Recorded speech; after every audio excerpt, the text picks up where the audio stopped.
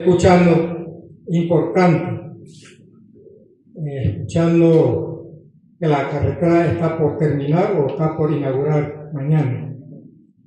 Lastimosamente lo que escucho que los municipios, 2 municipios exoneraron impuestos a ellos. De repente tiene plata, sí, de repente. Pero no es lo correcto, señor presidente. En este momento quiero proponer, ya que los municipios no quieren, entre los congresos regionales, locales, caciques, que busquemos otra alternativa a la entrada para los congresos. Quisiera proponer, señor presidente, una garrita de cobro de impuestos a todos los carros que entran acá a partir del otro mes.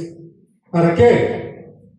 Para hacer nuestro compromiso. Lamentablemente, lo que ustedes antes dijeron, que el señor alcalde del municipio Pichilicán aportó para la alimentación.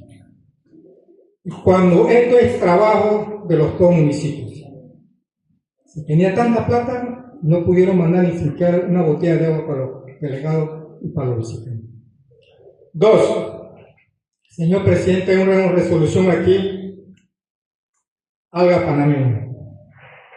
Esta resolución, no sé, la empresa que solicitó, no sé cómo está la situación de esta resolución, pero acá abajo dice, tiene que escoger las comisiones que tienen que ver esto.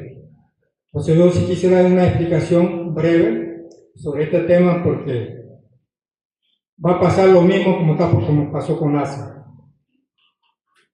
El alcalde allá comenzó a divulgar, según él, y a correr con los buceadores, y fue mentira. Y tuvo que echar la toalla porque la tierra le estaba golpeando.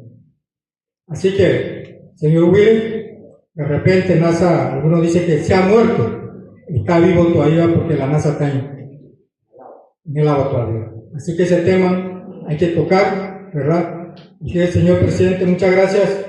Si puedo participar en otro punto, estaré ahí aportando mi